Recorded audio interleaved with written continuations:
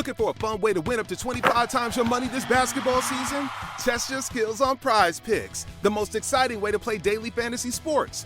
Just select 2 or more players, pick more or less on their projection for a wide variety of stats, and place your entry. It's as easy as that. If you have the skills, you can turn $10 into $250 with just a few taps. Easy gameplay, quick withdrawals, and injury insurance on your picks are what make Prize Picks the #1 daily fantasy sports app. Ready to test your skills? Join the Prize Picks community of more than 7 million players who have already signed up. Right now, Prize Picks will match your first deposit up to $100. Just visit prizepicks.com/get100 and use code GET100. That's code GET100 at prizepicks.com/get100 for a first deposit match up to $100. Prize Picks, daily fantasy sports made easy. You are listening to the Hiking Radio Network, where we talk the walk with shows by hikers, about hikers, for everybody. I'm wondering if you'd go wandering with me through the wilderness and woods to where the winds are blowing free, through the darkness of the night, heading toward the morning. Welcome to the Jester Section Hiker Podcast with the spotlight on section hikers. And I'll spread the word and you beat the drum. We'll round up the troops and get the gang to come, and we'll leave the streets and these neighborhoods, head over the river and through the woods. Welcome back to the podcast, everybody. You are listening to Jester Section Hiker, the premier podcast with the spotlight on section hikers. And I'm your host, Julie Jester Gayhart. All of you are in for a treat with this week's episode.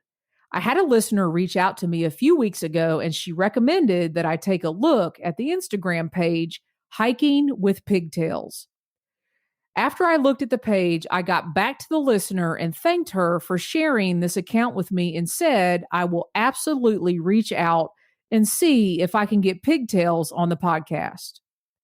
What you are going to hear is an amazing story of a mother and a daughter who love hiking the Appalachian Trail and who are really an inspiration and motivation to each other to get out and hike. What you are also going to find out is that Hiking with Pigtails just turned 5 years old, and one of her favorite things to do is play Resupply. Thank you, AT section hiker Jacqueline, for reaching out to me and recommending today's guest.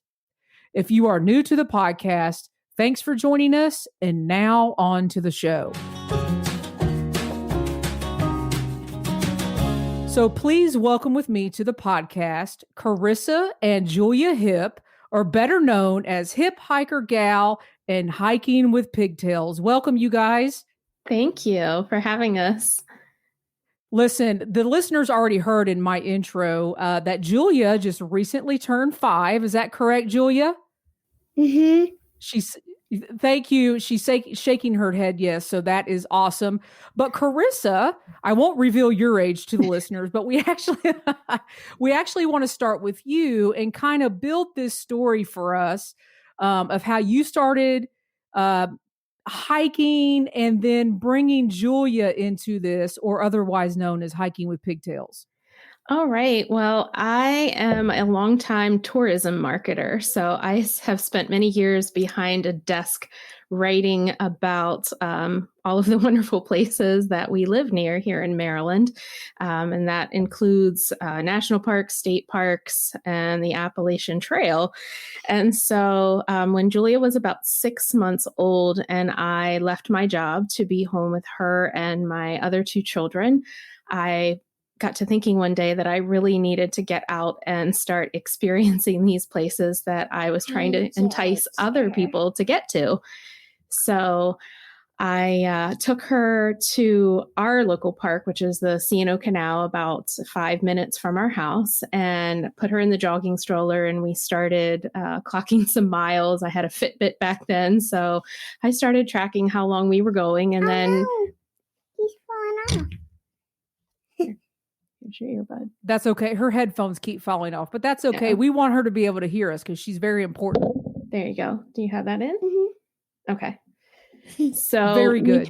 We were enjoying ourselves with the jogging stroller. I would get out and walk, and she would sometimes take a nap, sometimes stay awake in the jogging stroller, and we just kept increasing our mileage. And then it got to the point where I was starting to get a little bored of the flat surfaces, and I wanted to take her out on more trails. So I guess the summer after she was born, I finally got a hiking backpack to put her in. We were planning on going to the Smokies that summer on a family vacation. So I thought there was no time like the present to get her out on the trails with us. And so I put her in the hiking backpack. We did our first hike together at the Antietam National Battlefield on the West Woods Trail.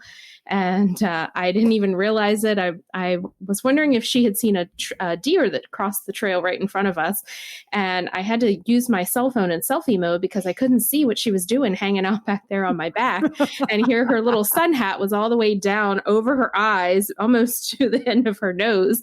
So I thought, well, she's not seeing anything. So we eventually got that little detail worked out. But really from that moment forward, that summer forward, she was out on the trails with me in the hiking backpack. So nice. So when did you start seeing this, I'm going to call somewhat of a transformation? So you guys started off on the C&O Canal, and then you decided you were tired of the flat stuff.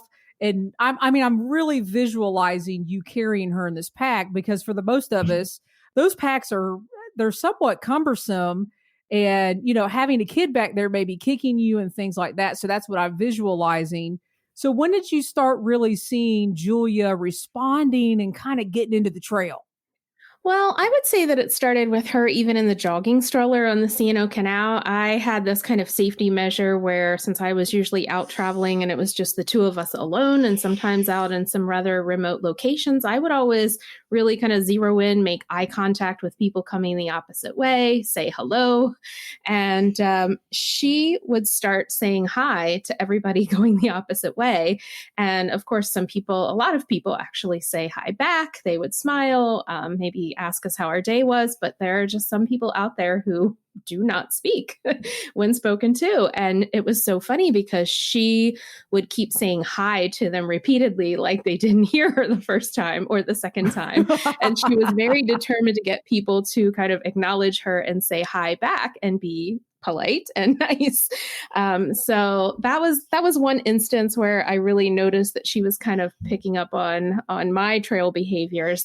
And then I just really noticed her enjoying nature and our natural surroundings. There were times when we would enjoy watching woodpeckers. There are a lot of pileated woodpeckers on the canal, downy woodpeckers, and we just sort of got into some bird watching and enjoying certain spots that we knew were kind of hot spots for watching the birds.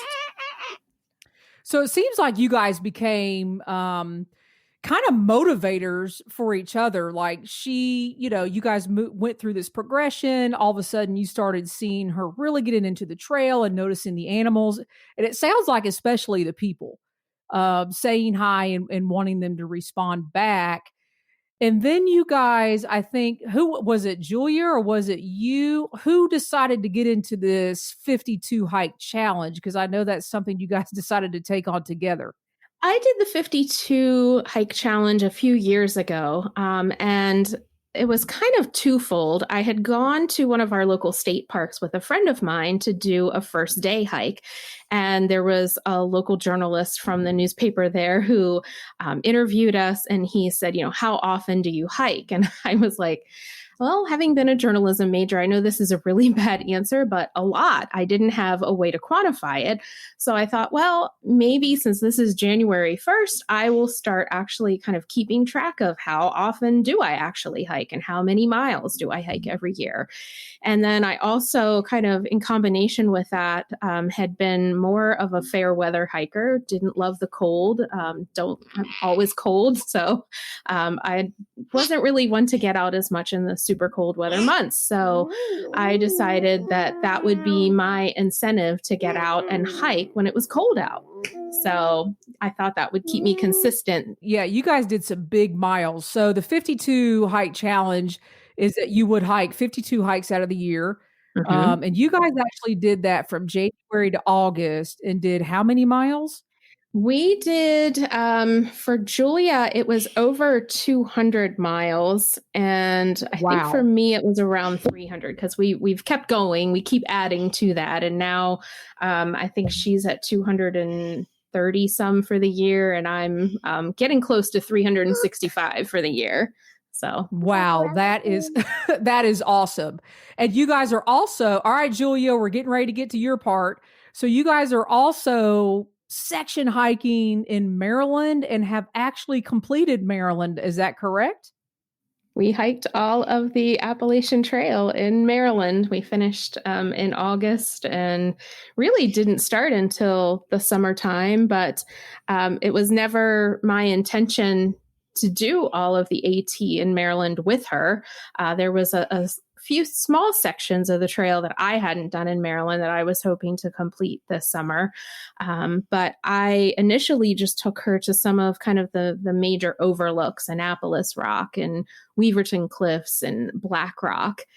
And then she got to watching Hiking with Braids on YouTube and realizing that there was so much more to the trail. And she said, I want to hike all of Maryland. Well, I think that's awesome. So, and I hear that your biggest day was 10.8 miles. Is that correct? Yes. Yes. Yay. All right, Julia, that is a big day. And that, congratulations, because there are a lot of adults that have never hiked 10.8 miles, especially on the Appalachian Trail. I think that is awesome. All right. So, Julia, your favorite thru hiker right now is Hiking with Braids. Is that correct? Mm-hmm. And I think you named yourself Hiking with Pigtails to kind of mimic Hiking with Braids. Is that correct? Mm-hmm. Say, well, close. Say it definitely has the hair connection. A friend of mine actually said she should be hiking with pigtails because I was always putting her hair in pigtails. We had the COVID bang grow out going on because she hadn't had her bangs trimmed. So we were growing those out. And I was trying to figure out how to keep her hair up and out of her face when we were hiking in the hot and humid months. So pigtails it was almost all the time. And so I've told my mom now she knits, and I said she's going to have to come up with a winter hat that we can fit both of the pigtails through so that we can continue to be hiking with pigtails through the winter months. I think this is awesome. And I'm just going to pause here to tell the listeners a story. So you guys, I had a listener kind of reach out to me and say, hey, you got to check Hiking with Pigtails out on Instagram. So I went over there and I was like immediately inspired by Hiking with Pigtails. So I want everybody to pause right now. I want everybody to go to Instagram and I want you to follow Hiking with Pigtails. And I want you to start looking at all those awesome pictures. And I want you to follow Mom, of course, Charissa, Hipp Hiker Gal. Is that correct? Yes, that's correct. Because I want everybody to have a visual of Julia right now. I mean, because it is phenomenal, the things, you know, the pictures that you post on Instagram, but also the things that she is doing. And a lot of this was when she was 3 and 4 years old. Is that correct? Yes, that's correct. We went through kind of a phase, I think, where I was wanting to get out and do longer distances with friends, and she was kind of too heavy to take in the pack anymore because initially she would just go kind of everywhere I was going. And I can remember doing a loop that included some AT miles up in Pennsylvania around Pine Grove with a friend one very hot summer day. And I think it was a 9-mile loop, and she was over 30 pounds at that point in the pack. And it was a super hot, like August day. And I just remember thinking, we've kind of exceeded where we should be at the weight limit for her to be on my back for this. So then I started hiking a lot without her. And then I was like, I think it's getting to the point where she can start, we can start kind of building up her miles and getting her out there more. Well, I think that's perfect. It also leads to, okay, Julia, are you ready? I want to ask you a couple questions. Mm-hmm. All right, perfect. All right, so I hear and have seen that you have your own little backpack. So can you tell us what you like to put in your pack? Snacks. All right, snacks. What else? Water. Water, perfect. What else? Wipes. Wipes, absolutely perfect. We have to be able to keep clean on trail. What else you got in there? Is there anything in particular that you like to carry every time, maybe on the outside of your pack? Ranger Girl. Ranger Girl. Okay, can you tell us about who Ranger Girl is?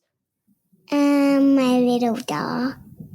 Your little doll. Okay. And why is it important for Ranger Girl to go with you? Because she's your favorite? And she needs to see all the trail, right? And I got Ranger Boy. Oh, my goodness. Does Ranger Boy go as well? I don't carry him. That is perfect. Okay, I heard you mention trail snacks. So what is your favorite trail snack? Or what snacks do you like to bring? Fruit snacks, fig bars, almonds, and breakfast thins. Oh my goodness. So fruit snacks, fig bars, almonds, and breakfast thins. Okay, what are breakfast thins? Sort of like a granola bar kind of, but it's super thin. Listen, Julia, you're very healthy with what you carry. Is there any junk food in that pack? Candy bars, sugar? She's shaking her head no, like, stop asking me this. I do not carry any junk food. So that is awesome. Okay, so I also hear, Julia, that you have a particular hiking outfit that you like to wear. So can you talk to us about what you like to wear hiking? My AT shirt. Your AT shirt. What else?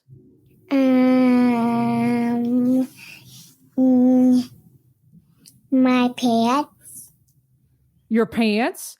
And do you have like hiking shoes or boots that you wear? I have both. Oh, you have both. Oh, so how do you decide which pair you're going to wear?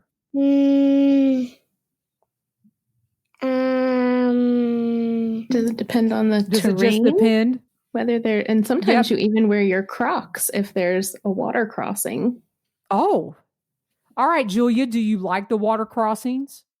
Do they scare you? No, I like it. All right. And, okay, do you have a hiking pole or a hiking stick? I have a hiking bow. You have a hiking pole. Perfect. Okay, so let me ask you this. Do you want to through hike the trail one day? Can you tell her yes? Yes. You want to hike all of the Appalachian Trail in one day? Uh-huh. And do you want to go north or do you want to go south? Both. But I love it. Mom, hey, it's going on record here on the Jester Section Hiker podcast that she wants to hike north and south. I love it. All right. So, Julia, I have another question for you.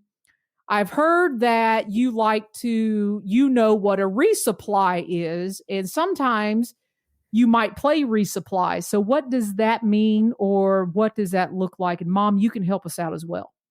What do you do when you play resupply? Buy food.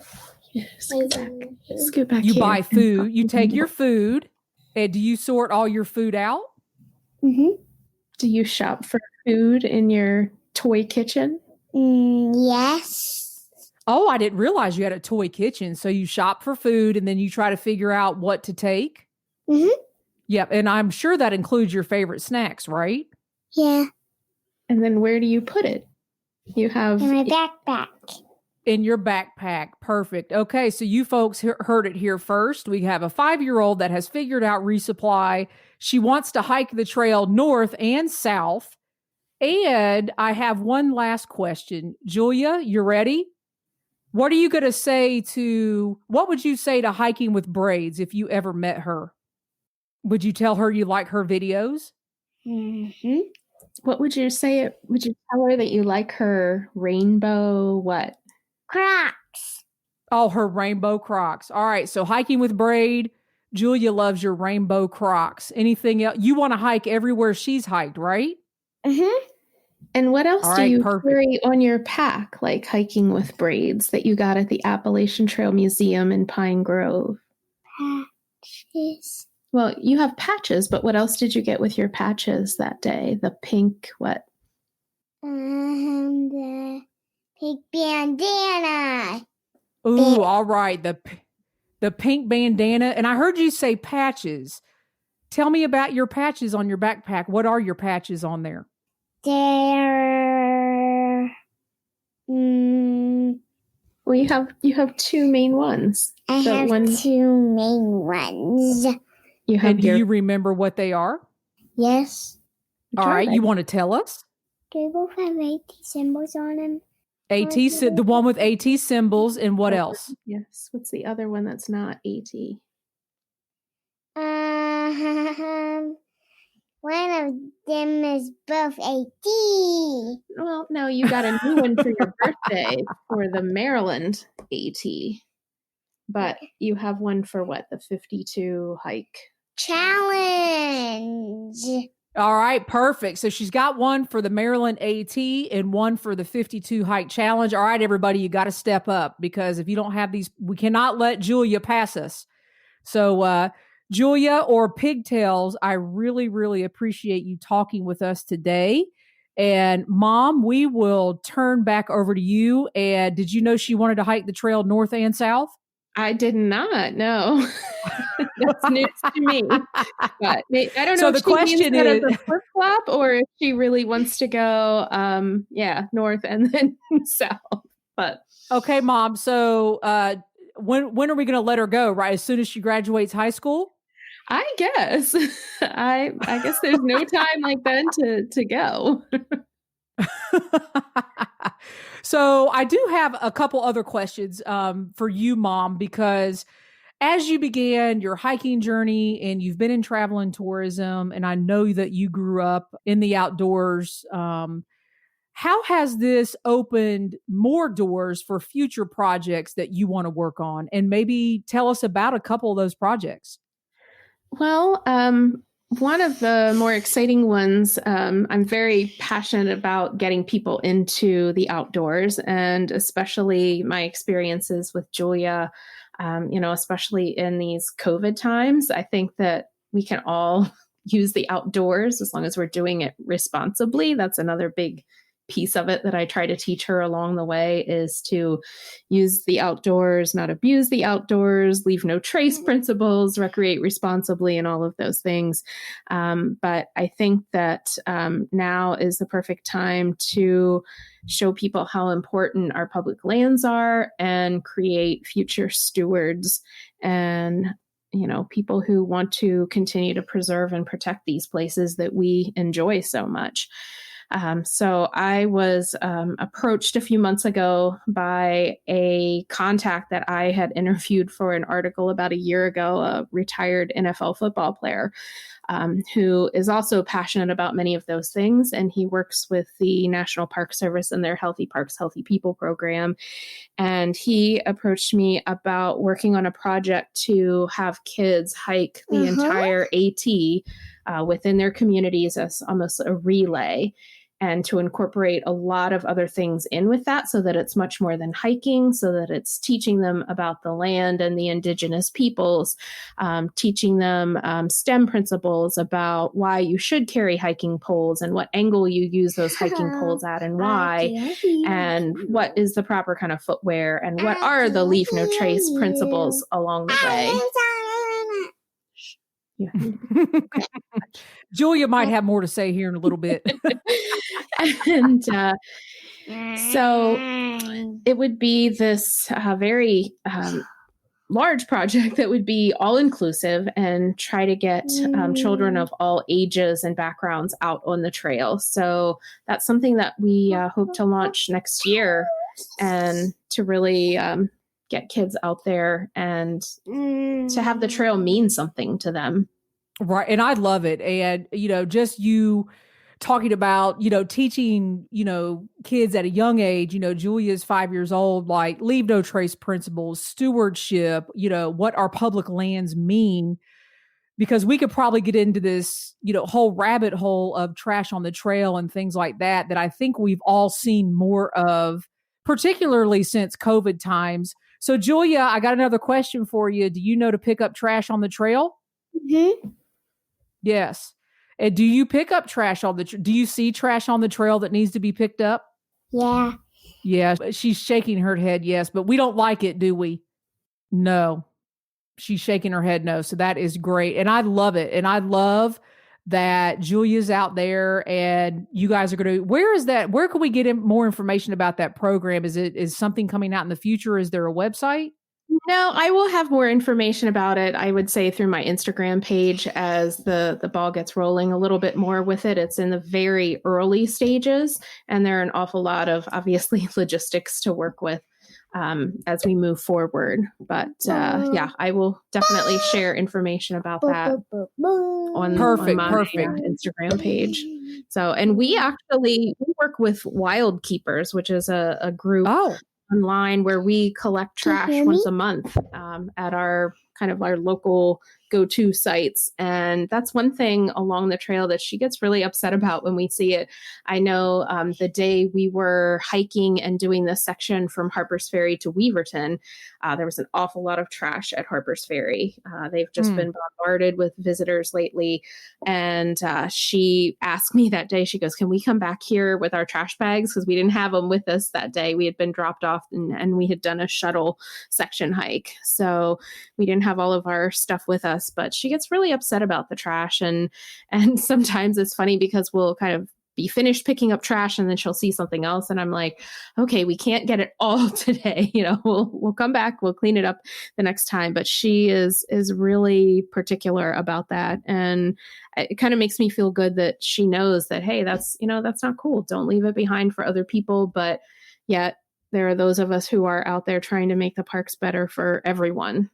And tell me the name of that program again. It's called Wild Keepers. So once a month, we go out and pick up trash as part of the Wild Keepers initiative. So, well, thank you for doing that. Thank you, Julia, for picking up trash. We really, really appreciate that. And there's a couple more questions I want to ask you. So where do you see Julia going? Is there any indication? Is she more, yes, I want to hike, or more on the stewardship side, or where do you see her going? I think it's a little bit of a combination of both. And I always say that she has kind of slowed me down and helped me to enjoy the trail more because, like I said, we've been through so many phases where we go slower because she's on my back and she's heavy, or I'm trying to get out and hike more and do miles kind of without her. And then she's brought me back to this place after wanting to get out and really log the miles where we're really enjoying every single moment that we're out there along the way. And it's become so much about the journey and our surroundings and noticing.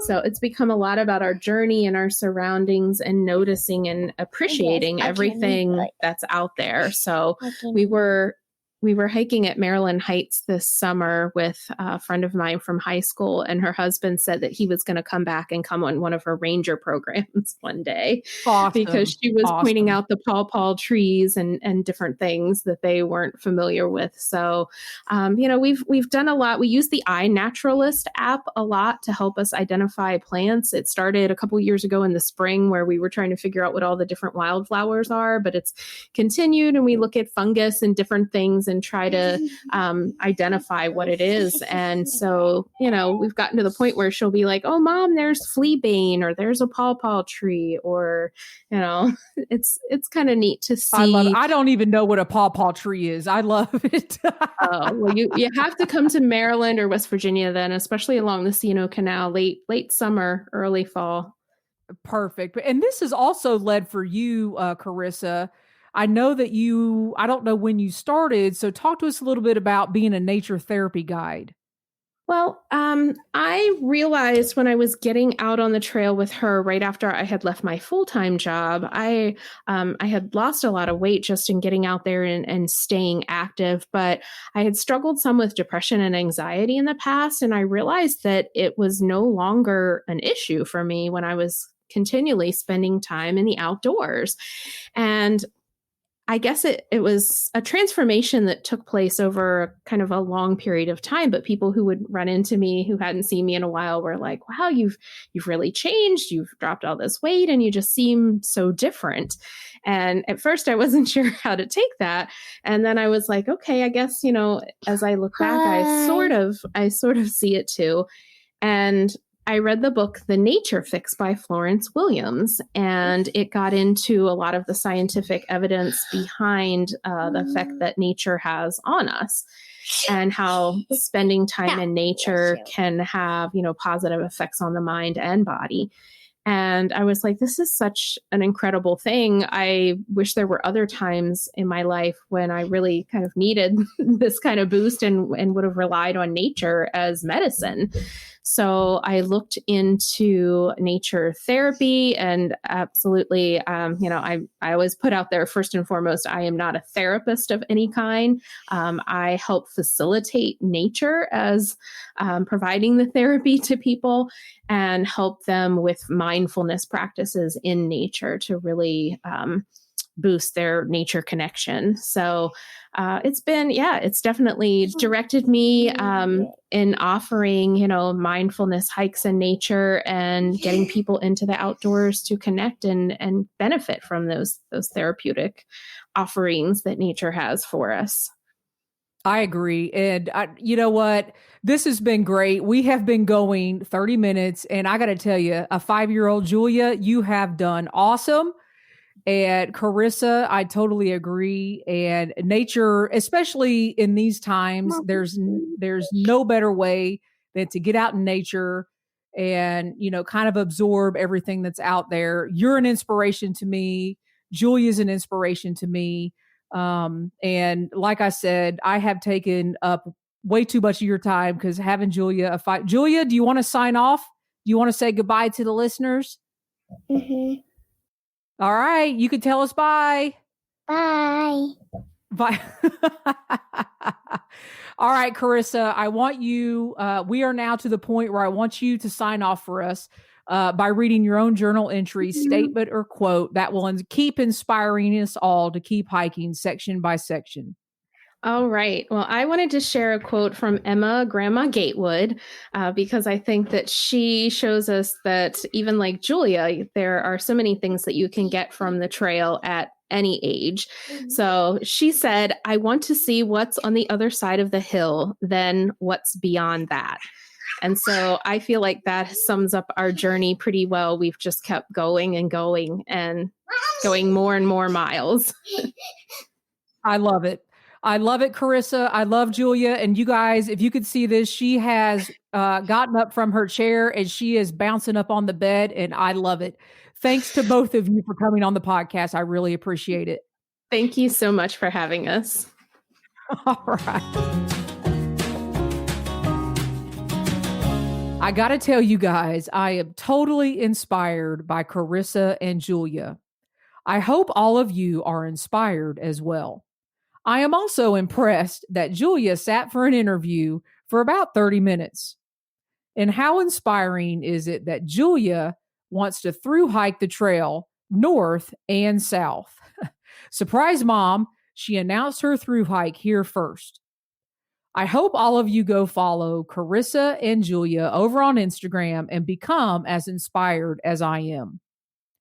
Thanks for listening, everybody. Please make sure to go over and check out our website at thehikingradionetwork.com, where you can follow all of our shows on the network, subscribe to your favorite show, and donate if you can.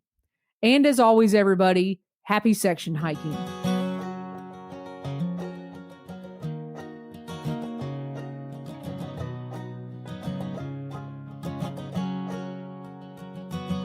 I'm wondering if you'd go wandering with me through the wilderness and woods to where the winds are blowing free, through the darkness of the night, heading toward the morning light. I wonder if you'd wander with me, and I'll spread the word and you beat the drum. We'll round up the troops and get the gang to come, and we'll leave the streets and these neighborhoods, head over the river and through the woods. You're wondering if I go wandering with you, what kind of trouble we'll get ourselves into. Would it be wrong to tag along with a band of vagabonds? You wonder if I'd wander with you. So I'll spread the word and you beat the drum. We'll round up the troops and get the gang to come, and we'll leave the streets and these neighborhoods, head over the river.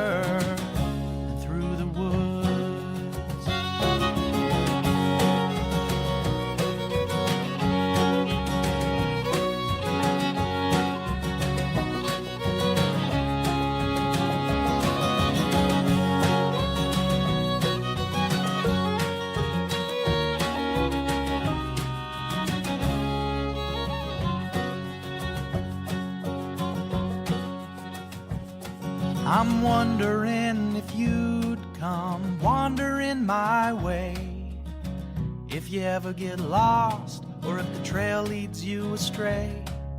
The music of the pack can always bring you back.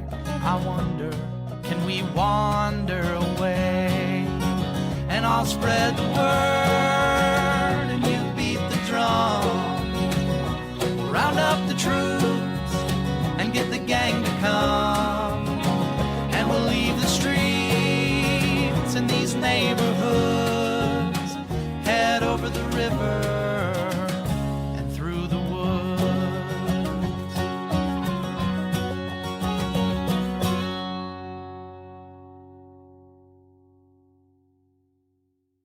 Looking for a fun way to win up to 25 times your money this football season? Test your skills on Prize Picks, the most exciting way to play daily fantasy sports. Just select 2 or more players, pick more or less on their projection for a wide variety of statistics, and place your entry.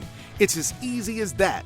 If you have the skills, you can turn $10 into $250 with just a few taps.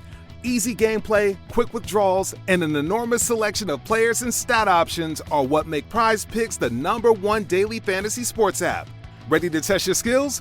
Join the Prize Picks community of more than 7 million football fans who have already signed up.